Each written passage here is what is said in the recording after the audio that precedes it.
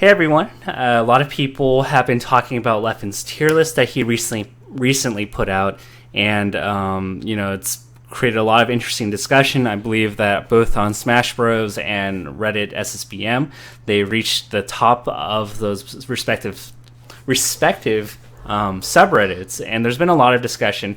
And I think the most interesting part is the framework that Leffen takes in this, instead of the traditional, just talking about S tier, A tier, and just placing them. He's actually brought in 4 categories for the character and assessing whether or not they are, at their tier, or why, I guess, justification for why that character is good. So to just kind of recap here, he did create some videos to further elaborate on different things and explain his point of view. So if you kind of have this knee-jerk reaction, I really do invite you to watch those videos before kind of harping on Leffen or kind of having that knee-jerk, like, what the heck, Leffen, you're dumb. But just to quickly recap, he put up 4 categories for his tier list. So these categories include difficulty of use, which to my understanding is like, how easy is it to use the character? Is it like really difficult to execute on the character? Is it very unforgiving? And then the second category is hard to play against, which in a sense, it's more of like a meta sense. So like, it's like, how common is that character around? Like, if you needed to have last minute practice against that character, could you find a bunch of players that can give you, that experience? Is there a lot of established meta-related things in how to deal with that character? And then the third category was matchup spread. How does this character do against other relevant tournament characters? So the way I would think of it is in terms of like Magic the Gathering, or like any kind of card game. It's when you pick a deck or pick a character here, it's really important that your deck is good against the most commonly played decks, or else you're not going to have a good time. So if you play a deck, you want to be hipster, but it doesn't play well against the most popular decks, you're probably not in for a good time. And then the fourth category was development, where it's kind of like on a scale of 1 to 5, how well developed is this character? Is there still room to optimize the character in like punish game and neutral and these little micro situations and macro play? Or is this character kind of tapped out in terms of, we've already figured out everything about this character, he or she is severely limited, and there's not much we can do with the character. So with that being said, he put 4 characters in his top tier, and that's Jigglypuff, Fox, Marth, and Falco. I'm not sure offhand, I'm like losing memory on his video if he says that Jigglypuff is outright the best character, but I'm just gonna assume that it's roughly like everything in that tier is going to be more or less like close to each other. I forget if Leffen was memeing that Jigglypuff is number 1. Maybe he thinks it is. But overall, I think it's pretty well established that we believe that Fox and Marth are top tier. I don't think there's any kind of controversy on that. I think, let's see, difficult to use. It's kind of interesting that he put Fox at a 4 or 5. So I think the main thing I kind of have questions about, or I'd have a slight difference in opinion, is Leffen's assessment of difficult to use. I guess, like, how much can you abuse the character? I actually think that Marth is incredibly hard to use at high level. And granted, you can learn the flowcharts and the spacey combos pretty well. Like, it's like a solitaire kind of thing. You just react to the DI, you learn the percentages. But Marth has a lot of tough matchups where, like, it's very unforgiving, where you can have control of most of the match, and then if you just mess up just one tiny spacing, or you, like, mess up an input, you can just die instantly, like, messing up, like, a whole minute of your work. And granted, Fox and Falco are notorious for that as well. To put Fox at a 4 or 5 out of 5 and Marth at a 3.5 out of 5 seems a little weird, because I do believe that Marth is difficult to use. I'm not, and then for Jigglypuff to be a 0.5 out of 5, like, I know that Jigglypuff has a lot of tools and stuff that make it easier. She's not like really a tough technical skill player, or like it's you don't need a lot of like really tough tech skill with Jigglypuff to succeed. I do think that your execution has to be on point because there are when you're playing against a really good evasive character that knows how to abuse the map. As Jigglypuff, you have to take advantage of every opportunity you have, and if you miss out on that one rest or this one setup or like this one drift, like or that one SDI, like you will lose pretty bad. So I think a 0.5 is a little bit of an exaggeration. I think there are still other things that Puffs have to deal with zoning and how to get reads that like it's really hard to learn those things. So I think in terms of like tech skill and button inputs, Jigglypuff is one of the easier ones. But in terms of mastering like macro game with her and maximizing every little opportunity and finding her reads, I think that's actually much harder with Jigglypuff because she just doesn't have the speed to, deal with faster characters unless you know how to read tendencies and play to choke out the map, which is a skill that most people don't have. So all in all, like, I'm not terribly against this list. If anything, I think that Falco could, if there's any kind of argument or justification here, I think Falco could drop a little bit.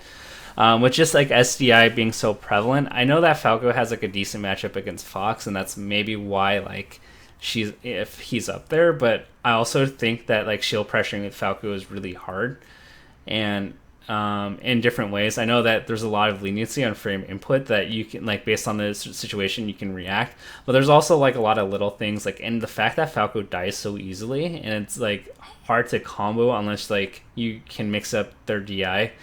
You have to win a lot of neutral games with Falco to succeed. That like maybe like Sheik is better. I know that people would find that controversial or unorthodox, but I honestly do believe that Sheik and Falco are almost hand in hand. So I do think that Falco could win a major. Mango's shown potential for it, but I think like Sheik can also. So like I think Sheik and Falco are more or less like on the same tier. As we go below, like Leffen puts Sheik, Peach, and Falcon. And nothing too like interesting here. Like I guess if you want to put, I think the only thing that kind of is contradictory here is the justification for why Jigglypuff is so high and why Ice Climbers is so low. I think it's hard for me to kind of go on this one hand and say, yeah, Jigglypuff, so easy to get setups for rest and back air gimps and all that stuff. But, if we're going to put that up there, I honestly think Jigglypuff should also, or Ice Climbers should get a bump in kind of a similar kind of consistency logic. But, putting him just below Falcon isn't too bad. I don't see anything like out of the ordinary here. It's kind of interesting to see that Falcon's development's at a 4 out of 5, where Peach and Sheik are at a 3 out of 5. Again, I have to watch the video again to see if he had justification. I don't remember. I was just casually listening to Leffen's video, so all the details don't really come to my head.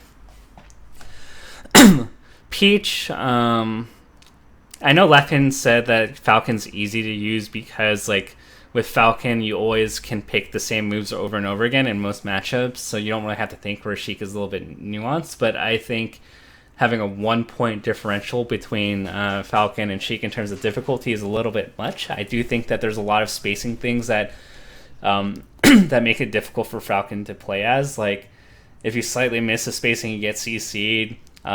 You don't have an out of shield option that's really strong, so like you're forced to roll. And there's a lot of unique things about Falcon that make him also really bad.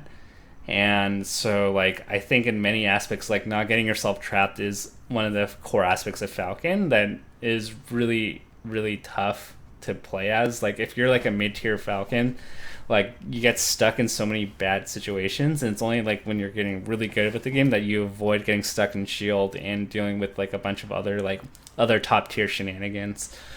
So I'm not really high on the Peach train. I think she's okay, but like I'd put maybe Peach along with like the same tier as Ice Climbers, but like this is close enough to me that I'm not gonna really argue it. I'm trying to think of what else. Yoshi, Samus, and Pikachu are interesting. I think Yoshi at the end is the best out of the three characters. Blur and I really heavily disagree on where Pikachu stands. Blur is really high on the Pikachu train. I'm not. I think Pikachu has a lot of weaknesses, and I just think it's just Axe that's really good. Samus, in my opinion, doesn't really do well against most of the top tiers that know how to play the matchup correctly. So, like, I don't know where I sit on long term Samus. Like, if Samus drops even lower in 2020, or if she is just actually like a decent character. Overall, like, I just don't see good matchups for Samus, and I think the Samuses are doing well right now. Like, they're good players in Duck and Hugs. Like, they're very smart, so they're able to maximize the tools they have, but I just think long term, I don't really see much of a universe where Samus continues to be here. I think Samus falls like lower and lower, but that's just my opinion. Samus has okay tools and good normals and good buttons. So all in all, like I don't think this tier list is especially controversial, and of course I'm only looking at like high tier and top tier. Like, I'm not going to bother with the rest of the list. Like, the only thing remotely controversial is how high he put Jigglypuff, but everything else is like relatively consistent with what most people think.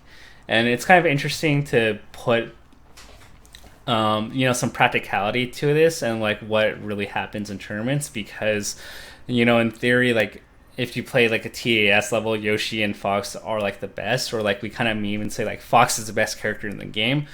But the reality is no one plays perfect, and I like to say like melee execution is kind of like shooting free throws or shooting jump shots. Like, in theory, like in practice, like NBA players are able to make like 90% or even higher of their like open 3-pointers if they're in practice. But when we look in like actual like basketball games with pressure and defense, like, that percentage drops considerably. And even for free throws, which in theory should be like 100% make rate or like something really high, like, you see like NBA professionals miss free throws all the time, and like it's really hard for me to see like a perfect tech skill game or perfect execution game. And I think execution needs to be factored in, or else, like, if we just assume that execution was perfect, then ice climbers would be near useless, because like they should never in theory be able to wobble another character. Like, if you're the better character, if you're like perfect on execution, then quote unquote in theory, like,